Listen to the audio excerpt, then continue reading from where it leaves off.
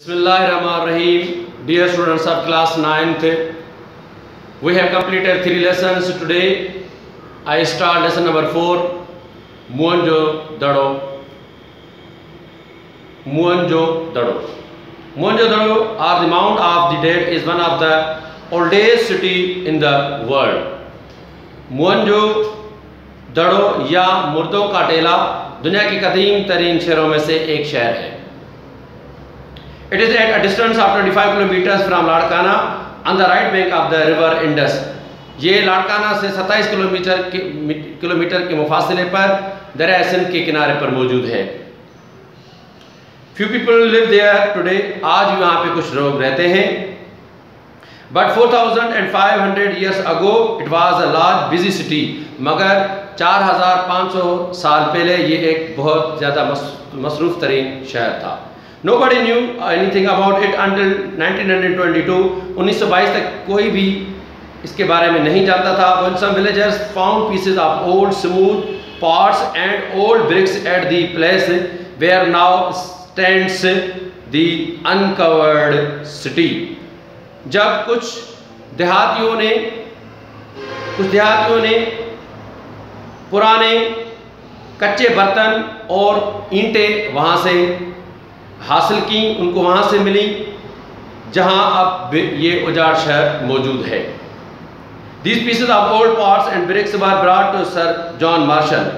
ये कच्चे बर्तन और ईंटें सर जॉन मार्शल के पास लाई गई. सर जॉन मार्शल के पास लाई गई. एन इंग्लिश सिविल सर्वेंट, एक इंग्लिश ऑफिसर था जो whose work was to look after historical remains like ancient buildings and other old things such as these pieces of pots and bricks. Sir John Marshall का काम था जो तारीखी जो चीज़ें थी उनकी देखभाल करना, जिस तरह से बिल्डिंग्स और दूसरी चीज़ें जैसे ये बर्तन, कच्चे बर्तन और ईंटें. He was himself very interested in history and was anxious to find out about these remains.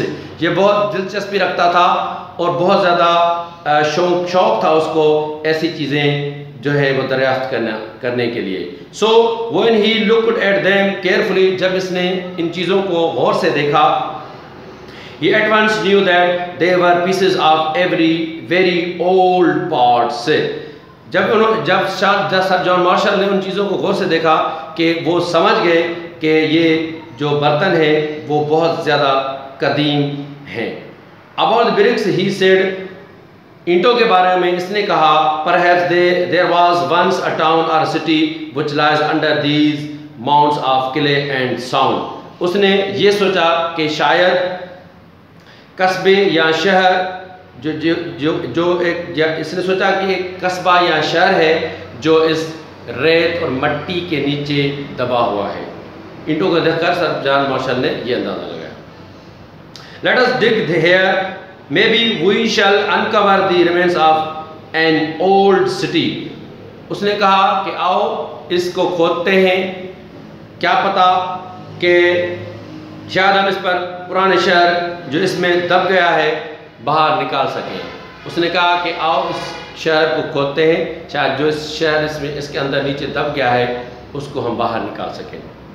So the men started digging, and as they dug more and more, such pieces came up till there appeared bit by bit a city of straight roads and well-built houses. लिहाजा लोगों ने इस शहर को खोदना शुरू कर दिया. वो जैसे जैसे उसको खोदते गए तो आस्ता आस्ता वो चीज़ें बरामद होती चली गईं और वहाँ से बहुत बड़ी सड़कें और बहुत सारी बिल्डिंगें जो है वो दरियाफ्त हुई. You can imagine how surprised and excited the people were when they saw all this coming up from what they had so far taken to be only mounds of clay and mound. क्या आप अंदाज़ा कर सकते हैं कि जब लोगों ने ये देखा होगा इन चीज़ों को बाहर निकलते हुए कि एक रेत और मट्टी के ठेले से भी ऐसी चीज़ें निकल सकती हैं, और वो कितने हैरान और वो कितने खुश होंगे. आप क्या तस्वर कर सकते हो इस बात का? Each house was made of large baked bricks and had a bathroom and a servant quarters close by. हर एक घर के नज़दीक, हर एक घर जो था वो बहुत पक्की और मजबूत ईंटों, बहुत बड़ी पक्की और मजबूत ईंटों से बना हुआ था। हर एक घर बहुत मजबूत और पक्की ईंटों से बना हुआ था और उसके नज़दीक बाथरूम भी था, उस घर के नज़दीक बिल्कुल, और उसके नज़दीक जो मुलाजमीन के क्वार्टर होते हैं वो भी थे। Covered drains rain beside the streets, गलियों के साथ ही ढके हुए नाले भी मौजूद थे। गलियों के साथ ढके, सड़कों के साथ गलियों के साथ ढके हुए नाले भी मौजूद थे। Even the streets were made baked bricks, हत्ता तक के जो गलियां थी, जो सड़कें थी, वो भी पक्की ईंटों से बनी हुई थी। Cars and other forms of transport could come right to the centre of the town, बैलगाड़ियाँ और दूसरी किस्म की जो ट्रांसपोर्ट थी वो आसानी से कस्बे के मरकज़ में आ सकती थी, सीधी आ सकती थी। You can still see the great hall where grain was stored, आप वहाँ पर एक बहुत बड़ा हाल भी दे सकते थे जहाँ पर वो गला जमा करते थे या गला ज़ख़ीरा करते थे। There is a wide road in the middle of which was the shopping centre with shops on the both sides, वहाँ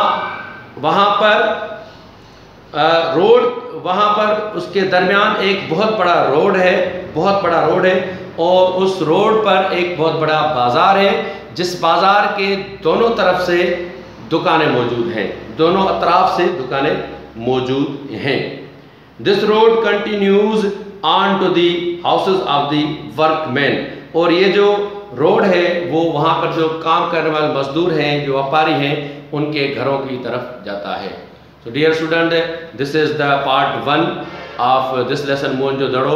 Inshallah, tomorrow we will start last and second part of this lesson. Thank you. Take care. God bless you.